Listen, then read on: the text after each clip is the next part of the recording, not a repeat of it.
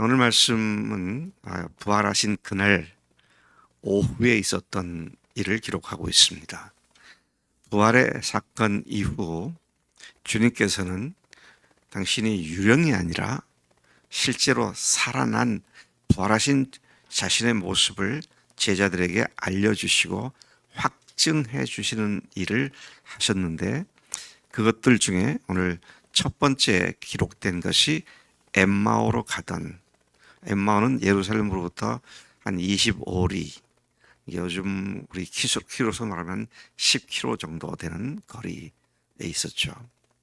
근데 거리로 가던 두 제자들에게 나타나신 것이 부활을 확신시켜 주시는 주님 자신의 첫 번째 나타나심으로 우리가 기억하고 있습니다.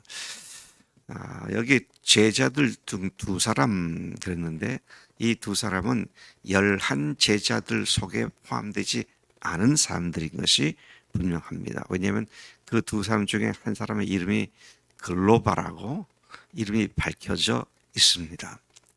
글로바는 어떤 사람이냐 하면 그의 아내 마리아, 글로바의 아내 마리아라고 표현되어지는 것이 요한복음 18장에서인가요? 그때 보면 20장인가 19장에 보면 예수님의 십자가 밑에 있었던, 처형당하시던 그 장소에 있었던 일단의 여인들 중에 그 이름이 나오는데, 그때 거기 보면 글로바의 아내 마리아라는 말이 나오죠. 많은 연구가들과 학자들이 연구한 결과로 이 글로바의 아내 마리아와 그 다음에 알페오의 아들 야고보의 어머니 마리아가 동일 인물이다라고 결론을 내리고 있습니다. 그러니까 표현은 글로바의 아내 마리아라고 되어 있지만 실제는 알페오의 아들 야고보의 어머니 마리아라고 표현되는 인물과 동일 인물로 보는 것이죠. 이 두 사람은 예루살렘에서 말씀드린 대로 10km 정도 떨어져 있는 곳으로 가고 있었습니다. 그러니까 그분의 제자들이 12명, 70명, 120명, 500명 이렇게 동시모처럼 점점 커지고 있는, 거기 아마 이 70인 중에 한 사람이 아니었겠는가, 그런 추측을 하게 하는데, 그날 오후에 그들이 다른 동네로 걸어가니 1시간 4, 50분에서 2시간 정도의 거리가 아니었겠는가. 남자들의 빠른 걸음으로 10km 하면 2시간 정도 갈 수 있겠죠. 그런데 자연스럽게 그들의 대화가 뭡니까? 새벽에 일어나던 소동에 관한 이야기죠. 일단의 여자들이 예수님의 무덤을 찾아가서 엊그제 금요일날 감회장했던 시신에 온전하게 유대 장례법에 따라서 향품을 제대로 넣고 다시 시신을 잘 모시기 위해서 찾아갔는데, 그만에 빈 무덤을 발견했을 뿐이죠. 여인이 얼마나 놀랐겠어요. 그리고 돌아와가지고 제자들이 모인 곳에 와서 그분이 예수님의 시신이 안 보인다. 근데 천사가 나타나가지고 그분이 살아나셨다고 그렇게 말씀하신다. 그러니 어떻습니까? 제일 성질 급한 베드로가 후닥닥 뛰어서 달려가죠. 무덤으로 달려갑니다. 근데 그 베드로가 가니까 또 제일 나이가 어렸던 요한이 또 쫓아갑니다. 근데 재미있는 건 요한복음에 보면 베드로는 아마 나이가 30살이 좀 넘었지 않았을까. 근데 요한은 그들보다도, 다른 제자들보다 10살 정도 어렸습니다. 한 20대 초반 정도 했겠죠. 30대와 20대가 뛰니 누가 더 빠르겠어요? 요한이 추월을 해서 무덤에 도착을 했잖아요. 진짜 여인들이 말한 것처럼 빈 무덤이고, 근데 그때 새벽이니까 겁나잖아요. 그러니까 요한은 어리니까 또 거기서 멈춰서서 이렇게 속을 들여보고 있는데, 베드로는 그냥 고장난 브레이크 달린 차처럼 그냥 구물 속으로 쑥 들어가서, 무덤 속으로 들어가서 확인을 하게 되죠. 자, 그래서 두 사람도 돌아와가지고 가보니 정말 이 여자들이 말한 것처럼 무덤이 비어 있더라. 그럼 뭐 거기 모여있던 예수님의 제자들이 얼마나 놀라고 웅성거리고, 그래서 제가 아까 소동이었다, 아침에 소동을 치렀다 그랬는데요. 자, 그리고 이제 그들이 엠마오로 두 사람이 가면서 이제 이야기를 하게 되는 것이죠. 근데 한참 얘기를 하고 있는데 웬 지나가는 사람으로 보인 사람이 자기들 대화에 끼어들었습니다. 예수님이 오셨어요. 부활하신 후 처음 제자들에게 나타나신 모습입니다. 물론 베드로에게도 그날 나타나셨어요. 근데 베드로에게 나타나신 것이 먼저인지, 이 두 사람에게 나타난 것이 먼저인지는 시간은 확실치가 않지만, 주님께서 두 사람 그룹으로 만나셨죠. 그래서 짐짓 모른 채 하고, 당신들은 무슨 얘기하고 가고 있는 거냐.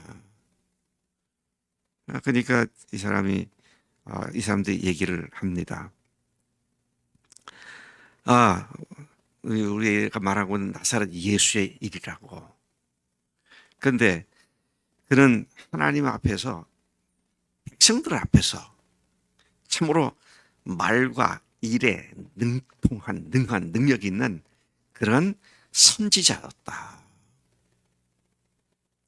그런데 그를 갖다가 대제사장들과 관리들이 십자가에 사형을 판결로 십자가에 못 박지 않았느냐. 우리는 이 사람이 이스라엘을 구원할 자로 소망했었고, 근데 이 일이 있은 지 사흘째인데 우리 중에 어떤 여자들이 우리를 매우 놀라게 했습니다. 그들이 오늘 새벽에 그분의 무덤에 갔다가 그 시신은 보지 못하고 돌아와서 그가 살아나셨고 천사들을 만났다고 했어. 또 뿐만 아니라 그 얘기를 듣고 우리들 중에 두 사람이 쫓아가서 확인을 하니 사실 말한 그대로였다고. 예수님께서 그 말씀을 딱 들으시고는 그들을 꾸짖으십니다. 뭐라고 꾸짖으셨어요? 25절에 미련하고 선지자들의 말을 더디 믿는 자들아. 선지자들이 말하는 모든 것을 잘 믿지 못하는 자들아, 더디 믿는 자들아. 그리스도가 이런 고난을 받고 자기 영광을 받게 될 것이 아니냐. 주님은 모세와 모든 선지자의 글로 시작해서 모든 성경에 기록된, 여기 뭡니까? 모세와 선지자와 모든 성경 하면 구약 성경을 기는 것이죠. 구약에 기록되어 있는 대로 어떻게 돼야 됩니까? 그 자신이 죽으시고 부활하실 것을 다시 쭉 설명을 하죠. 물론 내가 그다란 말은 밝히지 않고 성경을 쭉 들어서 그분이 다시 살아나야 한다고 하지 않았느냐, 그걸 그렇게 해도 잘 못 믿느냐, 깨닫지 못하고 있느냐, 이렇게 꾸짖으시면서 말씀하시죠. 그들이 그렇게 대화를 하면서 엠마오에 거의 가까이 도착하게 되었을 때 예수님은 짐짓 더 가시려는 듯한 제스처를 보이셨습니다. 그러자 그들이 강권을 하죠. 아니, 지금 해가 기울어졌고 벌써 어둑어둑해지는데 어디를 가시려고 그럽니까? 우리와 함께 오늘 여기에서 하룻밤을 지내시고 가시죠. 강권을 하니까 예수님께서 그렇게 들어가셨습니다.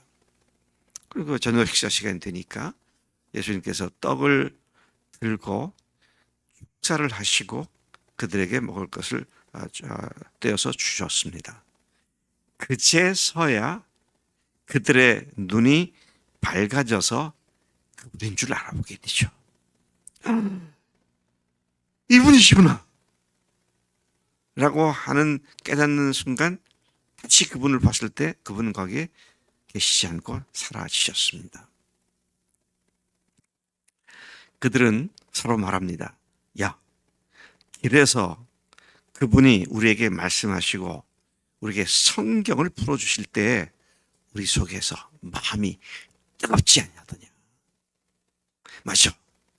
정말 그랬어. 이런 대화를 하고 그들은 놀란 마음을 가지고 즉시 일어나서 그 어둠이 시작된 저녁 시간에 예루살렘으로 다시 달려가기 시작하죠. 그래서 11 제자들이 모여있는 또 여자들이 모여있는 그곳으로 달려가게 되었습니다. 여러분 그들이 어디서 모였어요? 마가의 다락방이었을 겁니다. 120여 명이 한꺼번에 모일 수 있을 만큼의 널찍한 장소에 저기 북쪽의 갈릴리 촌동네에서 예수님 따라왔던 일단의 제자들이 머물렀던 곳이 마가의 다락방이었죠. 그 훗날 거기서 모여서 성령 강림 사건이 발생했던 바로 그런 곳이죠. 자, 그래서 가보니까 역시 한 제자와 그들과 함께 한 자들이 모여 있는 것을 보았고 그들에게 가서 주께서 과연 살아나시고 시몬에게 그러니까 거기 있는 제자들도 이 두 사람에게 말하기를 주께서 베드로에게도 나타나 주셨다. 이제 이런 이야기를 하니까 자기들도 예수님을 지금 만나고 놀란 가슴을 갖고 뛰어 지금 다시 온 겁니다. 이런 이야기를 한 것이 오늘 본문 말씀의 내용이죠. 제가 여기서 네 가지 교훈을 이렇게 생각을 해봤는데요. 첫째로는 엠마오로 가던 두 제자들은 여전히 예수님을 어떻게 알았습니까? 말과 일에 능하신 선지자였고 예수님을 그렇게 알았습니다. 말과 일에 능한 선지자로 또 이스라엘을 구원할 자로 받았었다. 부활하신 예수님을 알아보지 못한 사람들의 신앙을 대변하고 있습니다. 오늘 스스로 기독교인이라고 말하는 사람 중에 부활을 안 믿는다고 말하는 사람은 거의 없습니다. 물론 있긴 있어요. 학자들 정도 있습니다. 근데 믿는 사람이라면 누구나 부활을 다 믿죠. 근데 부활하신 주님을 만났느냐 라고 하는 것은 또 다른 문제가 됩니다. 아느냐가 아니라 만났느냐. 그들은 부활하신 주님을 만나기 전까지는 이스라엘의 왕으로 기대하고 그러니까 전혀 엉뚱하게 믿는 거잖아요. 전혀 엉뚱하게 믿습니다. 근데 이 두 사람만이 아니라 11 제자들도 12제자들도 그렇게 믿었었잖아요. 이들의 선입견, 편견 무섭습니다. 사람이 한번 잘못된 인포메이션을 인풋을 해두면은요, 그것에 사로잡혀가지고 다른 걸 듣지 못해요. 근데 예수님이 이스라엘의 왕이다. 그러니까 온 인류의 구원주이시고 주님이신 하나님이라고는 꿈에도 생각하지 못했던 그런 모습을 보게 되는데 어떻습니까? 부활하신 후에야 예수를 만난 제자들이 이분이 구약에서 말했던 그 예언됐던 메시아이고 온 인류의 주님이시구나. 이게 눈이 번쩍 뜨여져서 그래서 어떻게 됐습니까? 결국은 그 주님을 증거하기 위해서 각처 세계 각곳으로 나가서 12명 전원이 바울까지 13명 전원이 순교를 당하는 그런 목숨 건 전도자가 되었다는 것을 보게 되죠. 두 번째 교훈은 주님은 자신의 부활을 손을 보여준다든지 옆구리를 보여준다든지 그렇게 하시기보다는 성경 말씀을 쭉 설명하면서 성경에서 예언한 그 메시아가 바로 나다. 성경을 통해서 증거하셨구나. 이게 특별하게 눈에 들어오더라고요. 그래서 여러분, 예수님을 믿는데 많은 사람들이 도마가 얼마나 복된 사람인가, 그런 예수님의 옆구리에 손을 넣고 손가락을 손바닥에 넣어봤으니 얼마나 좋았겠느냐, 나도 그러면 나도 믿을 수 있겠다. 근데 왜 주님은 나한테 안 나타나시죠? 아니에요. 그게요. 아닙니다.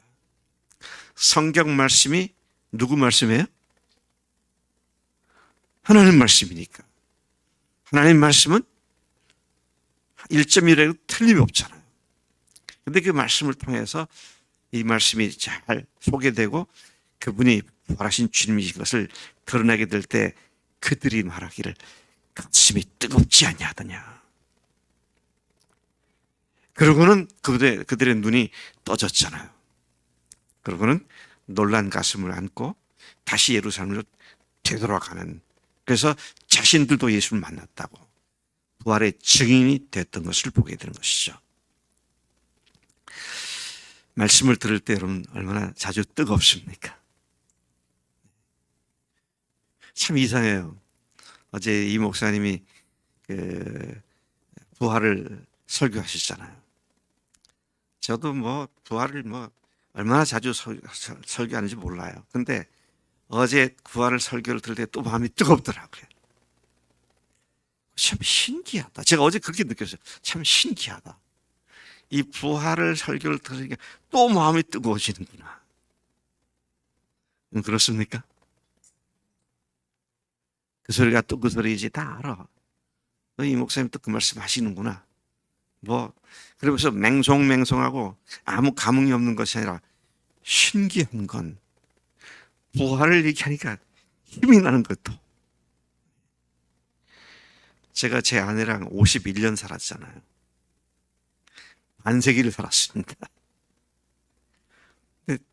제 아내하고 얘기하면 그 밥에 그 나물이고 그 소리가 그 소리지, 그렇지 않아요. 제가 요즘 잘 안 들려가지고 다시 이게 질문을 하면 자주 저한테 신경질을 내더라고. 그 신경질을 당하지 않기 위해서 최선을 다해서 귀를 기울이죠. 근데 제 아내 얘기가 항상 기뻐요. 즐겁습니다. 우리 이 목사님도 그래요? 아니라 여기다 무슨 일을 나가려고. 참 신기한 것은 십자가는 센티멘탈리즘에 빠지게 만듭니다. 감상주의에 빠지게 만들어요. 그렇죠? 십자가를 얘기할 때 스스로 계속 슬픈 마음 갖고 애써 십자가의 그 고통을 나도 느껴보고 싶다, 이런 생각이 드는데, 부활을 얘기하면 생명이 솟아오르기 시작하잖아요. 살아계신 주님과 함께 동행한다는 이 사실이 부활로 말미암아 가능하게 된 것을 고백하게 되는 것입니다. 또 교훈 세 번째는 그들은 즉시로 자신들이 만난 부활하신 주님을 공동체에 간증을 했죠. 그 밤에 다시 쫓아가서 공동체에 간증을 합니다. 제가 어제 그 네 분의 간증을 들으면서 정말 눈물이 핑 돌더라고. 그냥 예수님이 십자가에 나를 위해 죽은 거 믿고 내가 구원받았습니다가 아니라 자기가 주인 된 죄를 분명하게 고백하고 십자가에서 죽으신 예수님이 다시 부활하셔서 하나님이신 것을 확실히 믿게 되었다고. 그래서 저는 이제 주인이 바뀐 사람입니다. 얼마나 우리 이 목사님이 잘 가르쳤는지 똑소리가 나게 간증을 하는데 너무 감사하더라고요. 인민수영제 옛날 간증 생각나더라고요. 얼마나 감사한지. 자, 그 다음에 마지막으로 부활하신 예수님을 알고 믿게 되는 것은 하나님께서 믿게 하시는 것이다. 그들이 처음 예수님을 몰랐잖아요. 쭉 말씀을 듣고 그분이 축사하시고 떡을 떼주실 때야 비로소 눈이 열렸습니다. 그러니까 우리가 믿는 게요, 예수님이 우리에게, 하나님께서 우리에게 믿음을 주시고 볼 수 있는 눈을 주셨기 때문에 우리가 믿고 깨닫는 것이지, 믿어야지 한다고 되는 게 아니다. 그래서 여러분, 지식적으로 또 논리적으로 충분히 이해를 했다, 그게 믿음 아닙니다. 그건 그냥 아는 거죠. 우리 이내 자매가 참 믿음이 좋은 자매예요. 모든 어려움과 역경 속에서도 오뚜기 좀 버떡버떡 일어나는 그런 믿음을 갖고 있어요. 근데 아무리 좋아도, 그런 좋은 자매라고 총각들이 알아도 결혼하자고 덤벼들지 않으면 소용이 없잖아요. 어째 이런 일이 아직도 계속되고 있는지 모르겠어. 네. 참 좋은 자매다, 좋은 형제다, 너무 좋은 신랑감이다, 신부감이다, 암만 그래도요, 대쉬해서 프로포즈를 하고 결혼하지 않으면 그는 그거, 나는 납니다. 대학교 4학년 2학기 때 제가 제 아내 될 사람에게 대쉬를 해가지고, 그래가지고 지금까지 너무너무 재밌게 잘 살고 있잖아요. 부활하신 주님이 오늘 복음 때문에, 복음으로 말미암아 나를 만나 주시고 나를 하나님 자녀로 삼아 주셔서 자녀로 당당하게 살아가신 우리 주님의 힘을 찬양합니다. 아버지 하나님 감사합니다. 이 아침 엠마오로 가던 두 제자, 그들이 주님을 만남으로 말미암아 그들의 가던 길을 되돌려서 공동체로 향했던 그 모습을 봅니다. 우리도 부활하신 주님을 만난 자의 확신과 담대함을 가지고 지금까지 살아왔던 길이 아닌 주인 바꾼 길로 담대히 달려가는 삶을 살게 하셨으니 감사합니다. 이 일에 더욱 충성스러운 저들이도록 은혜와 믿음을 더해 주실 줄로 믿습니다. 감사합니다. 예수님의 이름으로 기도를 삽니다. 아멘.